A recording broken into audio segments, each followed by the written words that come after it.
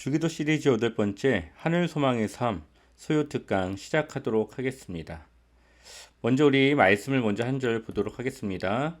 그러나 우리의 시민권은 하늘에 있는지라 거기로부터 구원하는 자 곧 주 예수를 기다리노니 아멘. 빌립보서 3장 20절의 말씀입니다. 저와 첫 시간 함께 나누었던 말씀 혹시 기억하십니까? 이미 그러나 아직이라는 신학적인 명제와 함께 말씀을 나눴습니다. 우리는 이미 구원을 받았지만 그러나 아직 그 구원을 이루어가는 중입니다. 영어로는 already but not yet이라고 말하는데요. 우리는 이미 구원을 받았지만 여전히 구원을 이루어가는 그 과정에 있다라는 것이죠. 여기 보면 비행기의 사진이 있습니다. 비행기의 티켓을 끊고 목적지를 가기 위해서 우리가 비행기를 탑니다. 비행기를 타는 순간 우리는 내리지만 않는다면 목적지에 이미 간 것과 같습니다. 비행기에 탔다고 하는 것은 이제 곧 목적지에 도착할 수 있다라는 것입니다.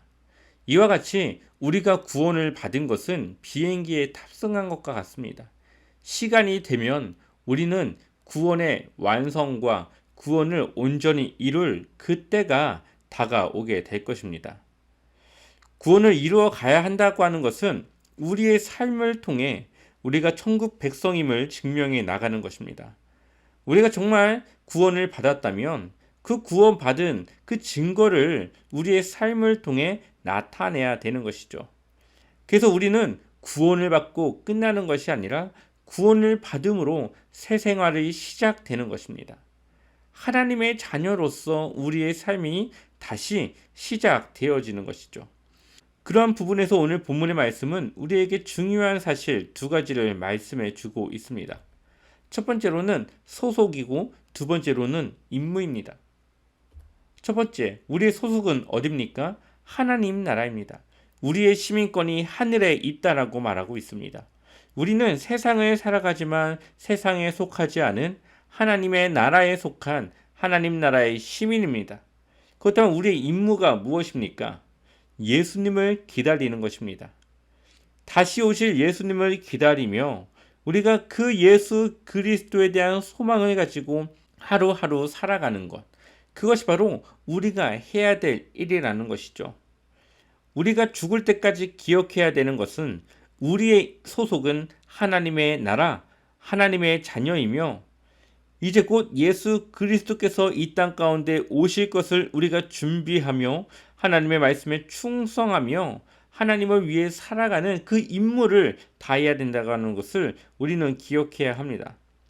우리가 이 소망에 대한 생각을 잊어버리는 그 순간 우리의 삶은 흐트러지게 되고 우리의 삶은 타락하며 하나님과 그 관계가 멀어지게 될 것입니다. 하나님의 계획은 무엇일까요? 하나님의 계획이 시작되어져서 이 세상이 창조되어졌고 이제 그 창조된 세상에 대한 끝이 있을 텐데 하나님은 그 끝에 대한 계획은 어떠한 것일까요? 이 세상에 있는 모든 것은 시작이 있으면 끝이 있습니다. 그것은 하나님의 창조도 마찬가지입니다. 하나님이 이 세상을 시작하는 그 순간 끝은 정해져 있던 것입니다. 지금 우리가 살고 있는 이 지구가 영원히 지속될 것 같지만 또 내일이 당연히 우리가 맞이할 수 있을 것 같지만 하나님의 계획 속에서 이제 마지막이 오게 된다면 더 이상의 기회를 우리에게 주어지지 않을 것이고 내일을 맞이한다고 하는 것이 이제는 생각에서 끝날 때가 오게 될 것입니다. 하나님은 우리의 믿음을 심판하시고 그 믿음대로 우리의 그 끝에 삶의 결과가 나누어지게 되는 것이죠. 믿음을 지켜 하나님을 위해 살아간 우리에게는 천국을 소유하게 될 것이지만 그렇지 못한 사람들은 어쩔 수 없는 그 심판을 통하여서 지옥에 가게 될 것입니다. 수많은 사람들이 예수님이 오시기 전에 예수님을 믿으면 된다라고 생각합니다. 물론 그 말이 맞죠. 근데 문제는 하나님께서 예수 그리스도를 이 땅 가운데 언제 보내실지는 아무도 모른다는 것입니다. 내가 죽기 전에 예수님이 오실지 아니면 내가 죽는 그 순간까지 예수님이 오시지 않을지 그것은 아무도 알 수 없습니다. 그러니 예수님에 대한 믿음은 가능한 한 빨리 가져야 되고 그 믿음 안에서 살아가는 삶을 우리는 살아가야 하는 것이죠. 하나님은 충분히 우리에게 회개의 시간을 주고 계십니다. 예수님의 재림의 때가 계속적으로 늦어지고 있는 것은 더 많은 사람들이 회개하여 하나님께로 나올 수 있는 기회를 충분히 주고 있는 것이죠. 한 명이라도 더 하나님과 함께하기 위해 시간을 주고 있지만 많은 사람들이 게으르고 나태한 믿음과 신앙으로 충분히 그 기회를 살리지 못하고 있는 것입니다. 예수님이 언제 오실지 아무도 모릅니다. 그러나 예수님이 오실 때에는 도둑과 같이 우리가 생각하지 못한 그때에 오신다라고 말씀하고 있습니다. 그래서 우리는 이제는 게으름을 벗어 던지고 예수님을 기다리는 그 마음과 그 긴장감 안에서 우리는 살아가야 되는 것이죠. 주님께서 우리에게 주신 그 기회를 살릴 수 있어야 됩니다. 혹시 여러분의 신앙이 나태해지고 있습니까? 오늘이 아니면 내일 해도 된다고 하는 그런 마음으로 신앙생활을 하고 있습니까? 그것은 하나님이 우리에게 주신 기회를 살리지 못하는 것이고 우리의 신앙이 여전히 게으르고 나태해져 있다고 하는 것입니다. 지금 이 순간 우리의 신앙을 바로잡고 하나님을 향한 믿음을 바로잡아야 됩니다. 그 이유는 요한계시록 16장 15절을 보게 되면 보라 내가 도둑같이 오리니 누구든지 깨어 자기 옷을 지켜 벌거벗고 다니지 아니하며 자기의 부끄러움을 보이지 아니하는 자는 복이 있도다 말씀하고 있습니다. 예수님이 오시는데 도둑같이 온다 말씀하고 있습니다. 내가 이때 갈 거야 라고 예고하지 않고 오신다라는 것이죠. 그렇기 때문에 누구든지 예수님이 오실 때에 부끄럽지 않기 위해서 자기의 옷을 지켜야 되는데 그 옷이 무엇입니까? 바로 예수 그리스도입니다. 우리는 예수 그리스도로 옷 입습니다. 그래서 우리의 모든 죄는 감춰지고 예수 그리스도를 통해서 우리의 의가 드러나는 것이죠. 우리가 깨어있는 것, 우리가 늘 주님 안에서 살아가는 것, 이것이 바로 우리의 옷을 지키는 것입니다. 우리가 믿음을 지키는 것이 힘들어서 잠시 하나님과의 관계를 단절하고 살아가다가 예수님이 이 땅 가운데 오실 때에 그것은 바로 부끄러움입니다. 우리의 옷을 지키지 못한 하나님 앞에 우리의 모든 더러움을 드러낼 수밖에 없는 그런 부끄러움이죠. 그래서 우리는 깨어 우리의 옷을 지켜야 되고 우리의 신앙을 지켜야 되고 하나님의 말씀을 따라 살아가는 삶을 늘 지켜나가야 됩니다. 예수님께서 언제 오실지 모르는 그 순간마다 우리는 긴장을 늦추지 않고 하나님의 말씀으로 살아가야 하는 것입니다. 그래서 우리는 교회에 모이기에 힘써야 되고 신앙을 지킬 수 있는 건강한 공동체를 이루어서 예수님이 오시기까지 기다릴 수 있어야 되고 우리는 함께 그 믿음을 지켜나가야 하는 것이죠. 히브리서 10장 25절을 보게 되면은 모이기를 패하는 어떤 사람들의 습관과 같이 하지 말고 오직 권하여 그날이 가까움을 볼수록 더욱 그리하자 말씀하고 있습니다. 모이기를 패하는 것이 아니라 더욱 모여야 한다고 하는 것이죠. 왜 모여야 됩니까? 모임의 그 공동체 안에서 우리의 신앙을 지키는 것입니다. 우리는 혼자 신앙생활을 할 수 없습니다. 왜냐하면 나의 신앙을 내가 체크할 수 없기 때문이죠. 다른 사람들과의 모임, 나눔, 교제를 통해서 내 신앙의 그 방향성이 제대로 되고 있는지, 내 신앙이 올바로 세워져 가고 있는지, 하나님께서 내 신앙에 대해서 어떻게 생각할지를 끊임없이 돌아보고 체크해야 되는 것입니다. 그래서 모이기를 패하는 사람들과 같이 하지 말고 더욱 모이라고 말씀하고 있죠. 여기서의 중요함은 그날이 가까움을 볼수록 하나님의 때가 이를수록 세상이 더 악하여져서 하나님이 내가 이때쯤 올 것이야 라고 하는 그 메시지를 주는 그 순간에 우리는 더욱 그리해야 된다라고 말씀하고 있습니다. 마태복음 24장을 보게 되면은 예수님께서 마지막 때에 일어날 일들에 대해서 우리에게 말씀하십니다. 그때에는 이단의 활성화, 이단들이 더욱 날뛰게 되고 전쟁이 일어나고 기근이 있으며 지진이 일어난다라고 우리에게 그 재난에 대해서 말씀하고 있습니다. 요즘 우리가 재난을 겪고 있지 않습니까? 코로나라고 하는 재난을 겪고 있습니다. 이거는 우리나라 문제만이 아니라 전 세계가 지금 감당하고 있는 문제입니다. 예전에 전염병이라고 하면은 후진국에 대한 이야기였습니다. 질병에 취약한 후진국에 그러한 전염병이 돌기 시작했는데 이제는 후진국, 선진국의 경계가 없습니다. 이 전염병이라고 하는 것이 모든 나라, 모든 국가의 문제가 되어졌습니다. 이것이 바로 재난이죠. 이 코로나 때문에 모든 나라가 심각한 타격을 입었습니다. 여전히 우리는 코로나와 전쟁 중에 있습니다. 그런데 성경을 보면 이것은 이제 시작일 뿐입니다. 앞으로 어떠한 일들이 있을지 예측할 수가 없습니다. 이 전염병이라고 하는 것이 과거에는 20년, 30년마다 왔지만 이 21세기에 들어와서 2년, 3년에 한 번의 주기로 지금 우리는 이러한 일들을 겪고 있습니다. 메르스, 사스, 신종플루 등 우리는 지금까지 여러 번 이러한 전염병과의 싸움을 해왔습니다.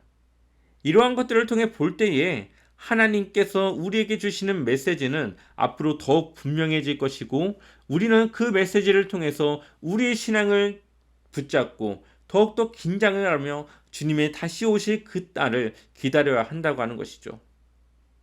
앞으로 우리의 신앙생활은 더욱 지키기 힘든 시대가 될 것입니다.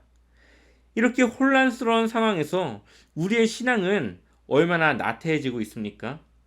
코로나라고 하는 그러한 변명으로 우리의 신앙이 나태해지고 있고 이 코로나로 우리의 신앙을 합리화하고 정당화시키고 있습니다. 요즘 많은 교회들이 말합니다. 교인들이 떠나가고 있다고. 모이는 교인들의 수가 줄어들고 있다라고 말합니다. 코로나가 오기 전에는 당연히 모여서 예배를 드려야 됐고 모여서 드리는 그 예배 속에서 모든 그리스도인들이 예수님을 잘 믿고 있다라고 생각을 했습니다. 그런데 이제는 교회에 모이는 것이 어려워지게 됐고 비대면 예배를 드리기 시작하면서 사람들의 신앙이 드러나고 있는 것이죠. 사람들 때문에 어쩔 수 없이 지키고 있던 그 신앙의 그 실체가 드러나고 있는 것입니다. 하나님을 의식하지 않고 사람들을 의식하지 않고 혼자 지키는 그 신앙생활 속에서 얼마나 나의 믿음이 연약했고 얼마나 그 믿음이 약했는지를 우리는 볼 수 있습니다. 얼마나 핑계가 좋습니까? 모이지 않아도 되는 예배, 함께하지 않아도 되는 예배, 다른 사람이 예배를 드릴 수 있는 배려라고 하는 그러한 핑계로 예배의 자리를 지키지 않는 자신의 그 모습을 합리화하고 있는 것입니다. 사람들은 그것을 공감하고 이해해 줄 수 있겠지만 과연 그것에 대해서 하나님은 그것이 정당하다 말할까요? 하나님은 그것에 대해서 이해하신다라고 말할 수 있을까요? 바쁘고 힘든 현대인의 삶을 우리는 이해하고 공감하지만 그것을 하나님에게까지 적용할 수는 없습니다. 하나님 앞에서 우리의 신앙에 대한 우리 믿음에 대한 핑계를 댈 수 없습니다. 성경을 보게 되면은 바람을 통해서 알곡과 쭉정이를 분류하는 그런 말씀이 있습니다. 이것을 통해서 진짜 믿음과 가짜 믿음이 가려지게 되는 것이죠. 보기에는 구별이 되지 않았던 그 알곡과 쭉정이가 바람이 불자 분류가 되기 시작합니다. 코로나라고 하는 이 바람, 이 재난을 통해서 알곡과 쭉정이가 걸러지고 있다는 것입니다. 예수님은 이 땅 가운데 오셔서 모든 고통을 감당하셨습니다. 예수님은 죄인도 아니셨고 고통을 당할 만한 이유도 없었습니다. 순전히 우리를 향한 사랑이었고 우리를 향한 은혜였습니다. 그런데 예수님은 그 일을 감당했다라는 것이죠. 그것이 바로 하나님에 대한 순종이었습니다. 우리의 신앙은 나의 기준이 아니라 하나님의 기준으로 지켜나가야 합니다. 내가 생각해서 이것이 합리적이고 내 생각으로 볼 때 이 신앙에 문제가 없다라고 생각하는 것이 아니라 하나님의 관점에서, 하나님의 기준에서, 말씀을 통해서 나의 신앙의 기준을 잡고 그것을 체크해 나가야 된다는 것입니다. 우리가 아무리 어쩔 수 없는 상황이라고 하나님께 말해봤자 하나님의 기준에선 그것이 이해할 수 없고 그것이 타당한 사유가 될 수 없는 것입니다. 예수님께서 우리를 위해서 해주셨던 그 십자가의 은혜와 사건을 기억한다면 우리는 어떠한 핑계도 어떠한 이유도 될 수가 없습니다. 하나님 앞에서 우리가 무슨 핑계를 댈 수 있을까요? 사실은 내가 살기 위한 것이고 내가 힘들어서 그런 것이고 내가 신앙을 지키는 것이 버거워서 핑계를 대며 이리저리 피해 다닌 것이지 이것은 하나님을 위한 것도 아니고 하나님이 원하신 일도 아니었던 것입니다. 마가복음 8장 35절에 누구든지 자기 목숨을 구원하고자 하면 잃을 것이요 누구든지 나와 목숨을 위하여 자기 목숨을 잃으면 구원하리라. 아멘. 무엇이 먼저입니까? 주님을 위해, 복음을 위해 우리의 목숨을 다해 그 신앙을 지키는 것이 먼저입니다. 이어서 마가복음 8장 38절에 누구든지 이 음란하고 죄 많은 세대에서 나와 내 말을 부끄러워하면 인자도 아버지의 영광으로 거룩한 천사들과 함께 올 때에 그 사람을 부끄러워하리라. 아멘.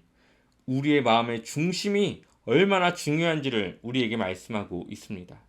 모든 세대가 죄가 많았고 악하고 음란한 세대였습니다. 그러니 모든 세대를 틀어서 하나님의 말을 부끄러워하면 하나님도 우리를 부끄러워한다라고 말씀하고 있는 것이죠. 우리의 행동에 대한 대가가 결코 작지 않다는 것입니다. 우리는 이 말씀을 축소 해석해서는 안 됩니다. 이것에 대해서 이럴 거야 저럴 거야 라는 말로 이 말을 우리가 해석해서는 안 됩니다. 오히려 예수님은 더 많은 말들을 절제하며 이 말씀을 하고 있습니다. 여기서 말하는 핵심은 하나님께 대하여 하는 우리들의 행동이 결코 그냥 넘어갈 수 없다는 것이죠. 왜 우리가 그리스도인이라는 것을 부끄러워합니까? 하나님의 말씀을 전하며 그 복음을 위해 살아가는 것을 왜 부끄러워합니까? 우리가 하나님의 자녀인 것을 부끄러워하면 하나님도 우리가 하나님의 자녀인 것을 부끄러워한다 말씀하시고 계십니다. 고난의 대명사가 있습니다. 바로 바울입니다. 바울은 복음을 위해 고난당하는 것을 쉬지 않았습니다. 특별히 고린도후서 1장 8절에서 9절 말씀을 보면 이렇게 말씀하고 있습니다. 형제들아, 우리가 아시아에서 당한 환난을 너희가 모르기를 원하지 아니하노니 힘에 겹도록 심한 고난을 당하여 살 소망까지 끊어지고 우리는 우리 자신이 사형 선고를 받은 줄 알았으니 이는 우리로 자기를 의지하지 말고 오직 죽은 자를 다시 살리시는 하나님만 의지하게 하심이라. 아멘. 바울이 복음을 전하다가 죽을 지경까지 이르게 됩니다. 아니, 오히려 그는 죽음을 맞이했다라고 봐야 할 것입니다. 그런데 하나님은 그를 살리셨고 다시 복음을 전하는 자리로 그를 인도하십니다. 바울은 자신이 죽은 줄 알았는데 하나님이 그를 살리신 그 일을 통해서 오직 하나님만 의지하게 하라고 하는 그 메시지를 그가 생각하게 됩니다. 자신의 힘을 의지하는 것이 아니라 오직 죽은 자까지도 살리시는 하나님만 의지하게 하는 것이죠. 그것이 바울로 하여금 죽음을 넘어선 그 복음을 위해 살아갈 수 있는 힘과 능력이 되었던 것입니다. 이제 곧 예수님이 오실 것이라고 그는 믿었고 그 예수님을 만났을 때에 부끄러운 모습으로 서지 않기 위해 그는 자신이 할 수 있는 모든 최선을 다해서 복음을 전하는 사명을 다합니다. 그에게는 보이는 것보다도 보이지 않는 영원한 삶이 더 중요했기 때문입니다. 제가 고등학교 때 말씀을 보다가 저로 하여금 정말로 하나님에 대한 그 신앙의 중요함을 깨닫게 했던 말씀이 있습니다. 그것은 같은 모습이지만 다른 결과를 가져왔던 그 메시지를 담은 마태복음 24장의 말씀입니다. 마태복음 24장을 보게 되면은 두 사람을 비교하는 말씀이 있습니다. 두 사람의 맷돌을 갈고 있는데 한 사람은 들림받고 한 사람은 버러움을 당합니다. 두 사람이 밭에 있었지만 한 사람은 데려가고 한 사람은 버러움을 당합니다. 이것이 우리에게 무엇을 의미할까요? 한번 그 말씀을 같이 읽어보겠습니다. 마태복음 24장 40절, 41절, 42절 세 절의 말씀 함께 읽어보겠습니다.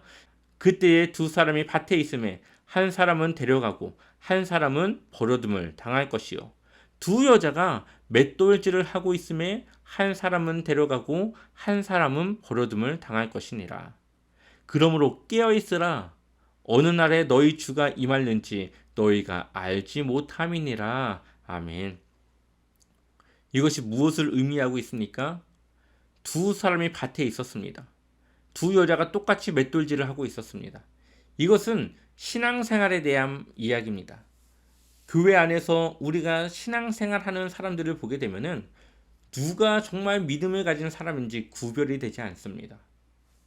왜냐하면 똑같이 봉사하고 있고 똑같이 예배에 잘 참여하고 있고 정말 우리가 볼 때는 모든 그리스도인들이 다 교회 안에서 주님을 위해 살아가는 진정한 신자, 그리스도인이라고 보입니다. 근데 그 중심은 어떨까요?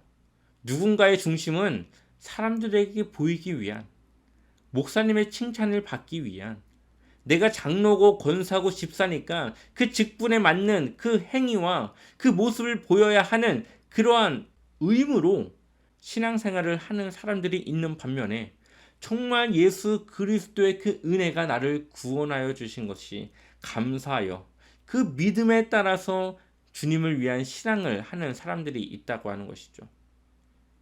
우리가 볼 때는 그것이 보이지 않지만 하나님은 그것을 분명하게 가려내신다라고 말씀하고 있습니다.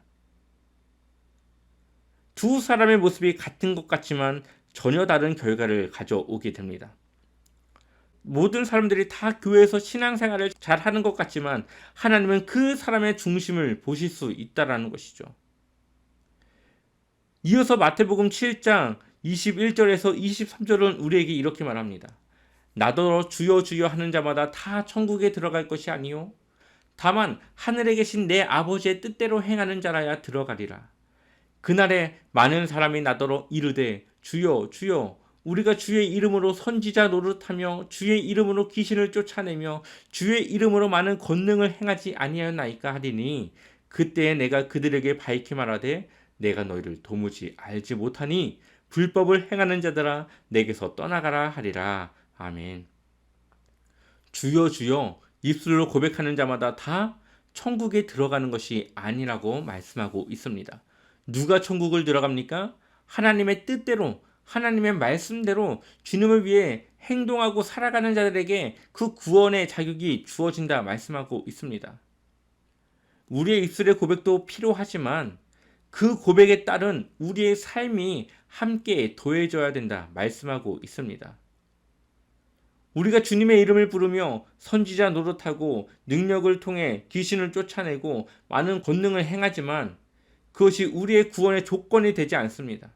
우리의 구원의 조건은 오직 예수 그리스도께 있고 그 예수 그리스도의 그 길을 따라 살아가는 그 믿음에 우리의 구원의 조건이 있는 것이죠. 이단들도 주님의 이름으로 사역을 하고 그들도 주님의 이름으로 능력을 행합니다. 그러나 그것이 하나님이 원하시는 모습은 아닙니다. 우리에게 능력이 나온다고 해서 그 모든 것이 다 하나님이 우리를 구원했다라는 것이 아닙니다. 모든 세상은 하나님의 도구이고 하나님은 모든 세상을 통하여서 하나님의 도구로 사용할 수 있습니다. 바벨론을 통하여서 남유다를 벌하였던 것처럼 하나님은 모든 이 온 인류를 하나님의 도구로 하나님의 능력을 통해 사용할 수 있습니다. 하지만 그것이 그들의 구원을 나타내는 것은 아니죠. 구원은 하나님의 말씀대로 살아가는 그 삶 속에 담겨져 있습니다. 정말 우리가 구원을 받았고 주님의 그 사랑을 통해서 우리가 변화되어졌다면 우리의 삶이 달라져야 되고 하나님의 말씀이 우리의 삶의 지침이 되어야 되는 것입니다. 왜냐하면 우리는 하나님 나라의 시민이기 때문에 하나님 나라의 그 말씀, 그 기준, 그 삶의 방향이 우리의 삶에 적용되어져야 된다는 것입니다. 오늘 이 마태복음 7장의 말씀이 얼마나 두려운 말씀입니까? 내 생각으로 신앙생활하는 것이 아니라 하나님의 뜻을 따라 행해야 된다라고 말씀하고 있는 것입니다. 그렇기 때문에 우리는 하나님에 대해서 제대로 알아야 됩니다. 그냥 어물쩡 하나님에 대해서 이럴 거야 저럴 거야 아는 것으로 우리의 신앙생활이 올바로 나아갈 수 없습니다. 하나님의 뜻은 따르지 않으면서 내가 하고 싶은 대로 내가 편한 대로 신앙생활을 했다가는 나중에 하나님께서 나는 너를 모른다, 불법을 행하는 자라고 말씀하실 수도 있습니다. 그러니 우리는 하나님의 말씀에 대해서 제대로 알아야 되는 것이고 그 말씀을 따라 살아가야 합니다. 우리가 왜 큐티를 해야 될까요? 우리가 왜 기도로 하루하루 우리의 삶을 지탱해야 될까요? 말씀과 기도로 왜 우리의 신앙의 두 기둥을 바로 세워나가야 될까요? 그것은 내 생각과 내 뜻대로 살아가는 것이 아니라 하나님의 뜻과 하나님의 생각과 하나님이 우리에게 정해주신 삶의 방법대로 살아가는 것이 우리가 바로 하나님 나라의 시민으로서 해야 될 모습이기 때문인 것이죠. 우리는 주님이 오시는 그날을 이러한 삶을 통해 준비해야 됩니다. 그것을 위해서 우리가 기도해야 되는데 그 기도를 통해서 우리 안에 성령님께서 우리를 인도하여 주시는 것이고 우리 안에 성령님의 능력으로 우리가 그러한 삶을 살아가게 되는 것입니다. 예수님은 우리가 마지막 때를 견디며 재림의 때를 준비할 수 있도록 기도를 가르쳐 주셨습니다. 그 기도가 바로 주기도이죠.